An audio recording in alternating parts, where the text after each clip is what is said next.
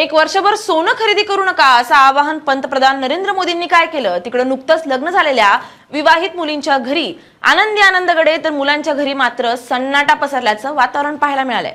आता मोदींनी केलेल्या आवाहनाचा कुणाला खरा आनंद तर कुणाला दुःख होण्याचा काय संबंध असा प्रश्न तुम्हाला नक्की पडला असेल, नाही का?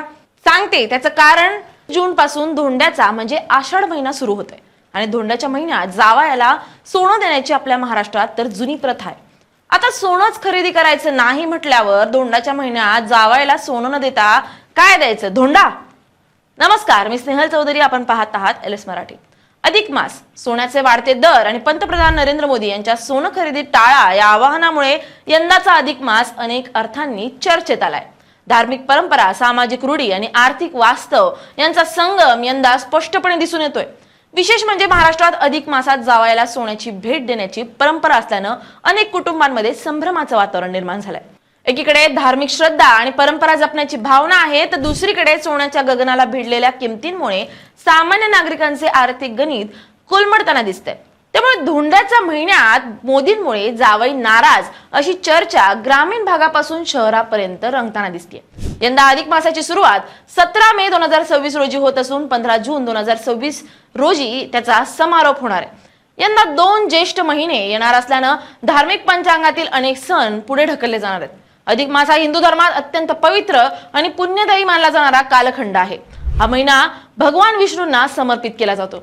या काळात उपवास, दानधर्म, पूजा अर्चा, जपतप, धार्मिक विधी आणि सात्विक जीवनशैली यांना विशेष महत्त्व दिलं जातं।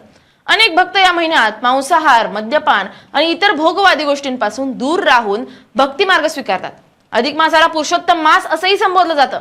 धार्मिक मान्यतेनुसार या महिन्यात केलेले दान आणि पूजा अर्चा अनेक पटींनी फळ देतात, ज्यामुळे देशभरातील अनेक मंदिरं, मठ आणि धार्मिक संस्थांमध्ये या महिन्यात विशेष कार्यक्रमांचं आयोजन केलं जातं। अनेक भाविक तीर्थक्षेत्रांना भेट देतात। महिलांमध्ये व्रत, उपवास आणि धार्मिक कथा कीर्तनांचं आयोजन मोठ्या प्रमाणात केलं जातं। मात्र यंदा धार्मिक वातावरणासोबतच सोन्याचे दर हा चर्चेचा मुख्य विषय ठरतोय। गेल्या काही महिन्यांपासून सोन्याच्या दरात सातत्यानं वाढ होतीये।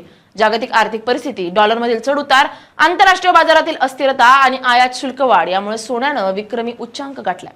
केंद्र सरकारनं आयात शुल्क वाढ केल्यामुळे देशांतर्गत बाजारात सोन्याचे दर आणखीन वाढलेत। त्यातच पंतप्रधान नरेंद्र मोदी यांनी इंधन बचत, आयात नियंत्रण आणि आर्थिक शिस्त यांचा संदर्भ देत नागरिकांना काही काळ सोनं खरेदी टाळण्याचं आवाहन केलंय। त्यांच्या या वक्तव्यानंतर देशभरातील सराफा बाजारात मोठी खळबळ उडाली आहे।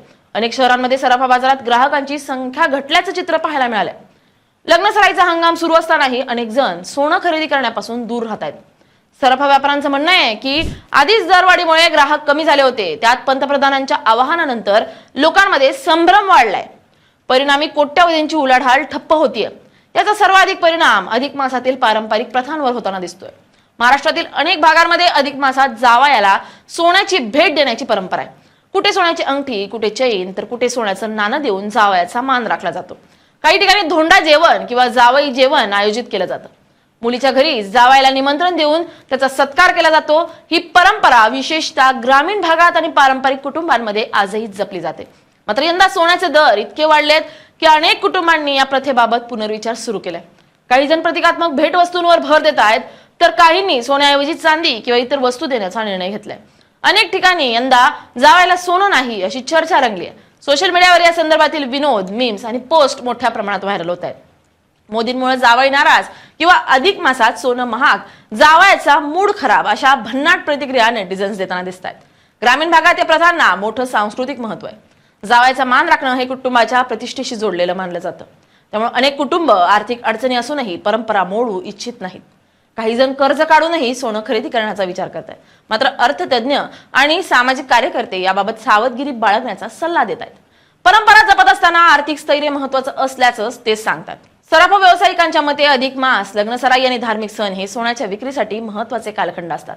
मात्र यंदा ग्राहकांनी खरेदी पुढे ढकलल्यानं बाजारपेठेवर मोठा परिणाम झालाय। काही व्यापाऱ्यांनी ऑफर्स आणि हलक्या वजनातील दागिन्यांची विक्री सुरू केली आहे, तरीही ग्राहकांकडून अपेक्षित प्रतिसाद मिळत नसल्याचं ते सांगतात। धार्मिक तज्ञांच्या मते अधिक मासाचा खरा उद्देश अध्यात्म, संयम आणि दानधर्म आहे। त्यामुळे या काळात दिखावा किंवा आर्थिक ताण घेण्याची गरज नाही। भगवान विष्णूंची भक्ती आणि सात्विक आचरण यालाच अधिक महत्त्व असल्याचं ते सांगतात। अनेक धार्मिक गुरूंनीही लोकांना परंपरा जपताना आर्थिक विवेक राखण्याचं आवाहन केले। दरम्यान सोशल मीडियावर या विषयावरून राजकीय चर्चांनाही उधाण आलंय। काही जण पंतप्रधानांच्या आवाहनाचं समर्थन करतायत, तर काही जण सामान्यांच्या अडचणींकडे लक्ष वेधतायत. सोन्याचे दर नियंत्रणात आणण्यासाठी सरकारनं ठोस उपाययोजना कराव्यात अशी मागणी देखील होतीये. एकूणच यंदाचा अधिक मास धार्मिक श्रद्धा, आर्थिक संकट आणि सामाजिक परंपरांचा संगम ठरतोय. भगवान विष्णूंच्या भक्तीचा हा महिना एक वेगळ्याच कारणामुळे चर्चेत आलाय. सोन्याचे वाढते दर, पंतप्रधानांचं आवाहन आणि जावयांच्या अपेक्षा यामुळे अधिक मास यंदा केवळ धार्मिक न राहता सामाजिक आणि आर्थिक चर्चेचा केंद्रबिंदू बनलाय. Bureau report, LS Marathi.